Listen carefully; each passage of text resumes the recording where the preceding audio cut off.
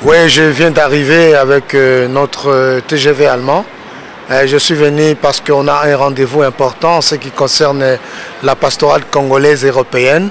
Et comme nous avons décidé le samedi pour la reconnaissance officielle et légale des documents de l'association, c'est pour cela que je suis venu et puis je rencontre le chargé des affaires juridiques de la pastorale congolaise européenne, M. Francis Kalombo, qui me reçoit.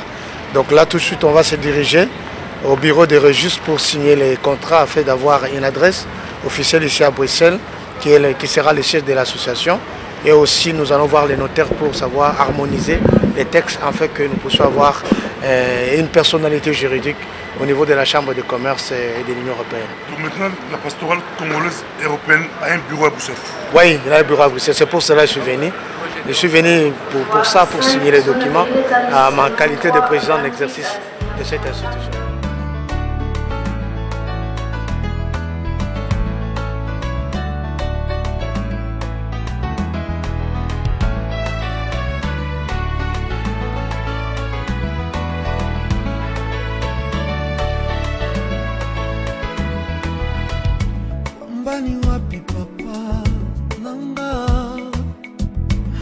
Nakolukayo butupemo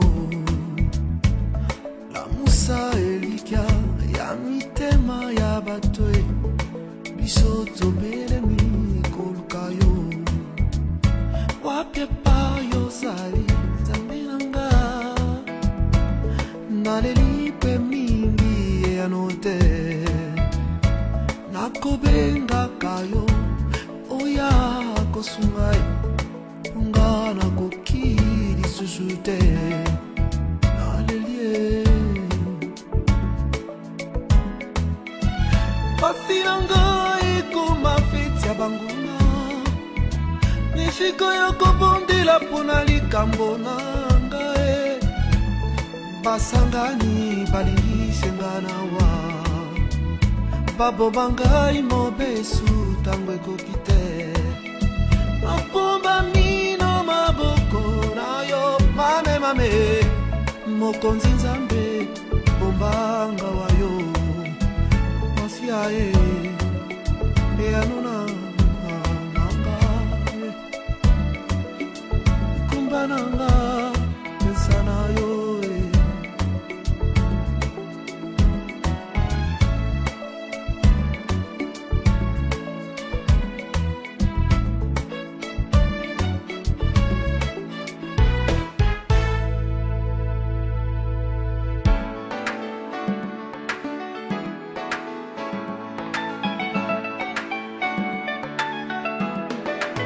Batuna mayele bapisaki pusi na bango uolope malasi bomengo bamemelaki yo napesi yo biloko nyonso kamata pe motema kitana kembo na yo ya lola molongisi ya mabota. Oui, vous venez de voir, on vient de terminer l'entretien avec la notaire. Nous avons déposé les statuts officiellement au bureau des notaires avec la trésorière générale et puis les commissaires chargés des événements témoins, le révérend Père des Nations, Philippe, et Mouvoto, que vous connaissez, que vous aimez bien, qui est commissaire européen au niveau de ses responsabilités au niveau du protocole et puis chargé des événements, qui nous a accompagnés pour venir sceller ces protocoles d'accord au niveau des notaires. Et puis nous avons les juridiques qui est toujours à nos côtés parce que pour que nous ne puissions pas aller au-delà du texte. Et c'est pourquoi nous disons vraiment merci au Seigneur pour cette grâce et pour toutes les démarches qu'on est en train d'entreprendre. Et nous encourageons tous les bien-aimés, nous remercions tous les bien-aimés qui ont contribué, qui continuent à contribuer pour la réussite de notre institution. Merci.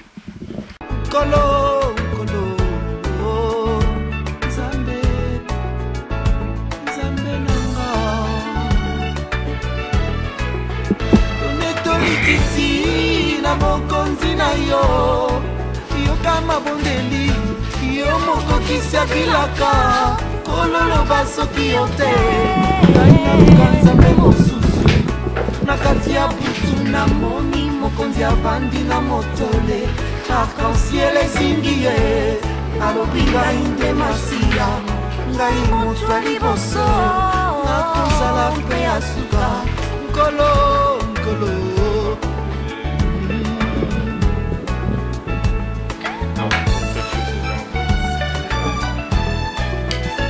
yo lele oh Jésus oh viens me libérer yo lele oh Jésus oh viens me libérer nakomi kochola Jésus oh yaka yaka yo lele oh Jésus oh viens me libérer yo tikaki kitina lola witinga inabika Yesu yotikaki ponzambe ondimaki kolata nzoto mwana ya charpentier babengi yo Emmanuele papa sembola loboko yawe ozali wapi yo nde kombo yanga bita nzapa ya nolakanga yotikaki kiti na lola witinga inabika Yesu esika yozali banzelu bayembi na nzembo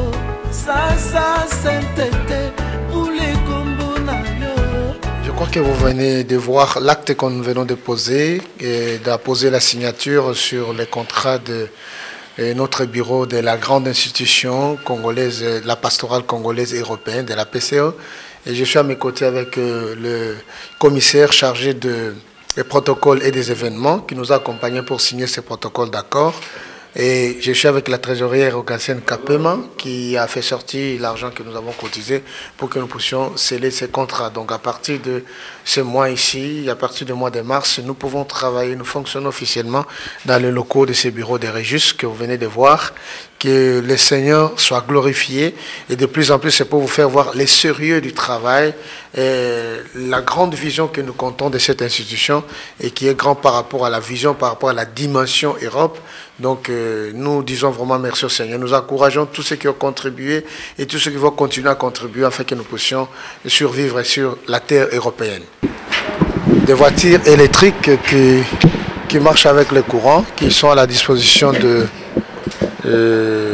tous les locataires qui abritent cet immeuble et que nous au niveau de la pastorale congolaise, si on a des délégués qui viennent de loin et si en ma qualité de président je viens en Belgique, je vais à Bruxelles ou est membre des comités ou bien des invités d'honneur qu'on peut inviter, on peut avec notre carte en tant que membre, nous pouvons prendre cette voiture à location pour un prix dérisoire.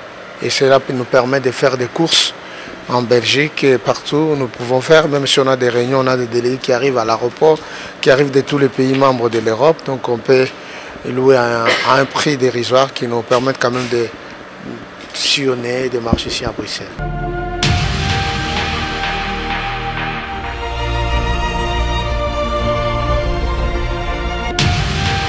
Chers téléspectateurs du micro du pasteur Bobo, partout où vous êtes à travers le monde, nous vous disons bonjour ou bonsoir, ça dépend de l'heure à laquelle vous nous regardez. Nous sommes ici à Bruxelles, nous sommes avec l'apôtre Nestor Wemboloa, qui est le président de la pastorale d'Allemagne, mais il est aussi le président de la pastorale européenne, congolaise européenne. Il est ici aujourd'hui avec nous à Bruxelles, nous sommes avec lui. Bonjour apôtre. Oui, bonjour pasteur. Bonjour. On peut vous appeler bishop, archibishop, parce que vous coordonnez beaucoup de pasteurs. Quand on prend les pasteurs d'Allemagne, c'est déjà beaucoup de pasteurs en Allemagne et puis les pasteurs congolais d'Europe. Vous êtes, qu'on vous appelle bishop, archibishop? Non, Jésus a dit que le plus grand, qui soit le serviteur des autres. Je crois que le modèle de sacerdoce que nous avons n'est pas un sacerdoce de la titromanie, c'est un sacerdoce de la simplicité et qui nous conduit plus à être des modèles pour les autres. Je préfère qu'on m'appelle l'apôtre Nestor Wemboloa. C'est facile de diriger tous ces pasteurs-là? Non, ce n'est pas facile de diriger d'abord des pasteurs qui dirigent des pasteurs.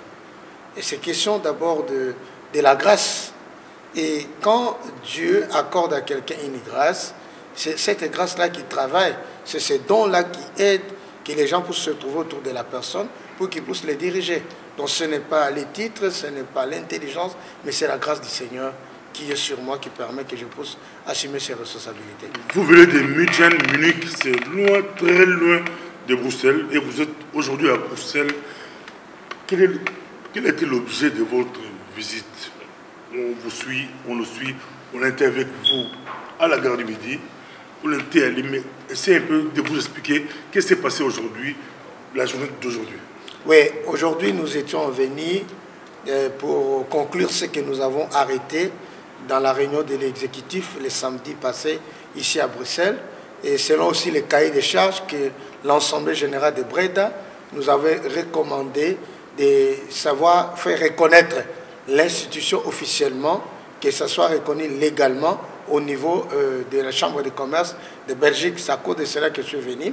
C'est la trésorière rogacienne qui a pris le rendez-vous avec les noteurs et avec Régis, là où nous avons trouvé un bureau pour le siège de notre association. Donc j'étais venu principalement pour signer les contrats de notre adresse à Régis. Nous avons trouvé un bureau, vous allez voir les images, on a visité, on a conclu déjà un contrat d'une année où notre siège social de la pastorale congolaise européenne a déjà un siège à Bruxelles. Et deuxièmement, j'étais venu aussi pour voir les noteurs pour les petites modifications des statuts et pour les factures à régler, et aussi à poser ma signature en qualité de président en exercice pour que l'association soit reconnue. Nous sommes légitimes, mais il fallait qu'on soit légal par rapport aux institutions et à la loi qui régissent les IASPEN ici en Belgique. Donc j'étais venu pour signer pour la reconnaissance des statuts et officiellement au niveau de l'État, et aussi pour l'octroi de bureaux au niveau des registres. D'aucuns se posent des questions sur le choix de Bruxelles. Pourquoi Bruxelles? Bon, nous parlons Bruxelles, nous sommes un pays colonie. Le Congo a une histoire.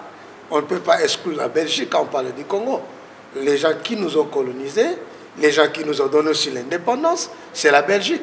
Et c'est le siège aussi des institutions de l'Europe. Et nous étant une pastorale, parce que nous sommes un corps de pasteurs et qui travaillent ici en Europe. C'est un corps de responsables, des éminents serviteurs, de révérends des personnes. À partir du 1er mars, nous avons déjà payé les loyers, on a signé les contrats, j'ai les contrats avec moi ici. À partir du 1er mars, on peut recevoir les appels, on peut recevoir au bureau, on peut travailler 24 heures sur 24 heures, il n'y a pas de problème. Après Breda, il y avait une réunion à Bruxelles où la commission s'est réunie. Quel a été l'objet de cette réunion et qu'est-ce que vous avez décidé ici à Bruxelles il y a à peine, je crois, une semaine? Oui. La réunion de Bruxelles, c'était la suite de la réunion de Breda. Breda, c'était l'Assemblée générale, mais Bruxelles, c'était les conseils exécutifs. Parce que l'Assemblée générale nous avait recommandé d'élargir les comités, de prendre les gens qui avaient les compétences pour qu'ils se joignent dans les comités, afin que nous puissions atteindre les objectifs selon les mandats qu'on nous a donnés de 2 ans. Donc la réunion, c'était la première réunion de l'exécutif. Nous avons traité les problèmes officiels, on a cotisé l'argent, c'est ce qui a fait que nous puissions verser l'argent aujourd'hui. De la célébration et la grande journée que nous organisons le 27 juin, qui est 55e année de l'indépendance du Congo, qui sera célébrée, commémorée par tous les passés congolais de l'Europe et par tous les Congolais de l'Europe. Et nous avons parlé aussi de la mobilisation et la sensibilisation que nous devons faire au niveau des pays qui ne sont pas encore membres au niveau de la pastorale européenne. Et on a parlé aussi de divers, la structuration et puis l'orientation de cette pastorale, de ce mandat. Et puis on a parlé aussi des budgets prévisionnels, parce que pendant les 2 ans de l'exercice de mon mandat, il faut quand même qu'on ait un budget, c'est-à-dire l'argent, le moyen qui peut nous permettre d'atteindre les objectifs. Donc c'est pour cela que nous étions là le samedi à Bruxelles pour discuter sur la mise en pratique des décisions de l'Assemblée générale de Breda. Donc 3 jours avant l'indépendance du Congo, qui est l'anniversaire de l'indépendance, c'est le 30 juin, vous c'est le 27 juin 2015 à Bruxelles, tous les pasteurs congolais d'Europe seront ici. Mais ça sera où? Ça sera où la salle? Bon, je crois que ça sera ici à Bruxelles. Nous avons réparti le travail. Il y a le révérend Philippe, Père des Nations, et qui est nommé commissaire chargé des affaires, protocoles et des événements. Il nous a déjà trouvé la salle à Presse Sainte, si je me trompe. Presse Sainte. Donc c'est le pasteur Bert, c'est là qui se passera l'événement. Rue Gué de numéro 104. Bon, c'est un emplacement qui est au centre, au cœur même de la Bruxelles, de Bruxelles, et que c'est une salle qui peut contenir 500 à 800 membres. Donc nous allons célébrer cette journée, les 55e année de l'indépendance. C'est une année prophétique. Le chiffre 5, 5, vous voyez, ça nous donne 10. Et c'est pratiquement une autre chose. Et 5, ça nous donne la victoire. La main à 5 doigts. David devait prendre seulement les 5 pierres torrents pour savoir écraser Goliath. C'est pourquoi les 55e année de l'indépendance, pour la première fois, ça ne s'est jamais fait. Tous les pasteurs congolais de l'Europe, celui qui se reconnaît, lui, congolais, pas seulement pasteur, homme politique, homme ceci, étudiant, écolier, combattant, tous, comme le Congo, sur le point qui nous réunit ensemble, nous allons nous réunir pour savoir célébrer. Parce que nous, la pastorale, nous ne sommes pas une organisation politique. Nous ne sommes pas une organisation de l'État ou du mouvement des combattants. Non, nous sommes une institution ecclésiastique. C'est-à-dire, nous sommes là, que tu sois combattant, que tu sois du pouvoir, que tu sois qui que ce soit, nous sommes là pour le Congo. L'Église a toujours été appelée une institution mise à part. C'est pourquoi on l'appelle Ecclésia. On n'est pas dans la politique, on n'est pas dans les combattants, nous sommes au milieu des villages. C'est-à-dire, tout celui qui se reconnaît à lui, congolais, il fait partie de cette institution, il est invité dans cette journée. Parce que nous allons célébrer, nous allons louer et nous allons dédier le Congo entre les mains du Seigneur pour lui dire l'indépendance qu'on nous a donnée par les Belges soit une indépendance effective et réelle et soit vraiment un pays indépendant selon les contextes et les accords qui ont été faits et sur le plan aussi spirituel. Voilà, c'est pourquoi cette journée, c'est une occasion à ne pas manquer. Tous les Congolais, toutes les couches sociales sont invités à cet événement, pas seulement les pasteurs, mais tous ceux qui se reconnaissent. Congo, c'est son pays. Nous viendrons pour prier, pour adorer, pour célébrer les 55e année de l'indépendance. Ça n'a jamais été fait, c'est extraordinaire, c'est spécial. Le 27 juin à Bruxelles, où les Congolais vont se retrouver pour notre pays, le Congo, sous la direction des hommes de Dieu, sous la direction des pasteurs. C'est vraiment extraordinaire. Quel sera votre message? Pour le message, nous réservons ça une surprise. Pour le programme. Ça sera aussi pour nous, c'est la sortie officielle aussi de la pastorale congolaise européenne. Et nous allons présenter la vision de la pastorale congolaise européenne, à quoi les Congolais s'attendent de nous en tant qu'institution ecclésiastique. Et puis aussi, nous allons voir aussi l'histoire aussi du Congo et par rapport à son indépendance. Est-ce que sommes-nous vraiment indépendants ou non? Est-ce que devons-nous vraiment être un pays indépendant selon le contexte? Et nous allons prier, il y aura des discours qui seront faits, il y aura un message qui sera lancé pour que les Congolais, nous puissions nous retrouver ensemble dans le sens de voir le bien-être de notre pays. Apôtre, on vous laisse 2-3 minutes, les pasteurs vous suivent. Il y a beaucoup de pasteurs, peut-être qui voudront bien intégrer la pastorale congolaise et européenne. On vous donne 2-3 minutes, parler un peu de la pastorale congolaise européenne. Je veux toujours parler ça et nous en parlons toujours. Nous avons travaillé dans la division, on a travaillé dans les critiques, on a travaillé chacun dans son coin. Il n'y a personne qui a pu mobiliser, sensibiliser, et c'est que Dieu est en train de nous accorder comme grâce. Ça ne sert à rien de rester dans son coin et on se reconnaît comme Congolais. Je crois que le moment est arrivé, que nous puissions tous mettre la main dans la pâte pour que cette institution, nous puissions tous ensemble célébrer, commémorer le 25 juin qui est le 55e année de l'indépendance. Et non seulement ça, c'est le moment où on doit mettre toutes les grâces, tous les talents ensemble pour que nous puissions arriver à perfectionner et à redorer les blaisons ternis de l'identité de l'homme de Dieu et de l'Église aujourd'hui du réveil en Europe. Quand on parle de pasteur congolais aventurier, pasteur congolais impudique, pasteur congolais menteur, pasteur congolais cupide, alors nous voulons quand même remettre les choses en place pour que nous puissions vraiment expérimenter cette gloire de la seconde maison parce que Jésus revient bientôt pour prendre son Église. Donc, pasteur, évangéliste, docteur, apôtre, venez, les portes sont ouvertes pour que nous puissions ensemble réaliser. Pour terminer, pasteur, est-ce que l'Église freine tel le développement, l'Église bloque, les pasteurs bloquent, ou l'Église a un rôle à jouer? Oui, l'Église a un rôle à jouer et ce jour-là, les 55e année de l'indépendance, nous allons démontrer l'Église ce qu'il doit jouer comme rôle dans l'Église en tant qu'institution, en tant que pouvoir de Dieu établi sur la terre, ce qu'il doit faire par rapport aux Congolais et par rapport en Europe. nous réservons ce discours-là pour le 27 juin. Et nous allons la célébrer 3 jours en avance. Pourquoi? Parce que le 30, ça tombe un mardi. C'est une journée ouvrable. Les gens doivent travailler, aller à l'école. C'est pourquoi nous allons célébrer les samedis, les 27, 3-4 jours avant, pour permettre à tout le monde d'être là, comme c'est une journée, un week-end où tout le monde peut se retrouver. Merci. Merci beaucoup. Que Dieu vous bénisse. Bon retour à Munich, qui est très loin de Bruxelles. Merci. Merci beaucoup. Que Dieu vous bénisse. Bonjour, pasteur. Oui, bonjour. Une question. Pourquoi les pasteurs congolais de la diaspora ou du pays ne sont pas payés? Oui, je crois que la Bible dit l'ouvrier mérite son salaire. Celui qui travaille à l'hôtel mange à l'hôtel. C'est un principe de l'Ancien Testament et du Nouveau Testament. Ça, c'est un fondement que Dieu a établi et que même la nature nous enseigne. Et les pasteurs congolais ne sont pas payés. Ça, c'est un thème qui demande une thèse à développer. Mais je peux donner quelques éléments. Un, parce qu'il y a un problème de quoi? De l'enseignement. Nous, les Congolais, on a été mal enseignés par rapport à la notion du donner. C'est ce qui fait que, parce que tu ne peux pas condamner un enfant si tu ne l'as pas enseigné. Il faut qu'on enseigne bien la notion des données, la notion de l'homme de Dieu, la notion de soutenir l'homme de Dieu au niveau de la communauté congolaise. Et c'est cette parole-là qui va trancher, qui va changer la mentalité pour nous donner à faire voir que celui qui travaille à l'hôtel mange à l'hôtel. C'est un droit qu'on doit accorder à un homme de Dieu. De deux, c'est aussi une question d'organisation. Quand un pasteur va boutiquiser l'église, lui-même diacre, lui-même ancien, lui-même tout entre ses mains, comment on peut le payer? Il faut quand même mettre une structure organisationnelle, les entrées, les sorties, et quand il y a une transparence, quand il y a un bon leadership, les chrétiens comprendront qu'il y a une structure où ils peuvent investir et soutenir l'homme de Dieu. Parce que quand un homme de Dieu n'est pas soutenu, il ne fera pas bien l'œuvre de Dieu. Où va l'argent qui entre?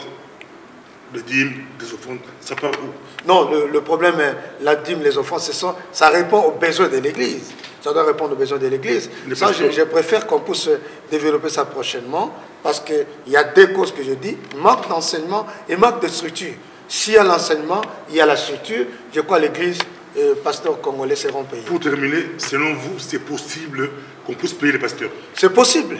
Chez nous en Allemagne, c'est possible. Je vous demande une émission prochainement où je peux animer, donner des détails, précisions sur ça, où je peux bien expliquer. Mais ces deux causes sont importantes. Enseignons les Congolais à savoir que donner, ce n'est pas quelque chose. C'est un principe de Dieu, c'est aussi un principe qui nous conduit à la bénédiction.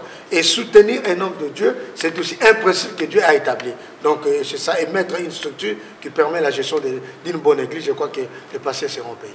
Merci beaucoup, pasteur. Merci.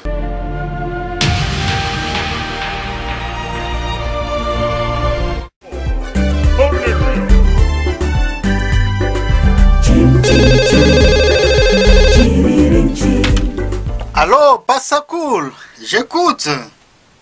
Ah oui, c'est toi mon frère. Oui, justement, je t'ai appelé pour te transmettre mes condoléances parce que j'ai appris la mort de papa. Ah, dites-moi, il est mort à quel âge? 75 ans. Oh, génial. Génial. Vous vous rendez compte qu'il a vécu plus que le Seigneur Jésus? Ah, gloire à Dieu, hein. Il s'en est très bien tiré. Oui, parce que c'est nous qui sommes restés, c'est nous qui sommes dans la merde. Ah oui? Ah, parce qu'il faut payer les impôts, il faut payer les assurances, il faut payer les contraventions, il faut se protéger des microbes. Ah, il s'en est bien tiré. C'est lui le gagnant. La Bible dit, vaut mieux la fin d'une chose que son commencement. Que l'âme de papa repose en paix. Merci. Que son âme repose en paix. Que son âme repose en paix.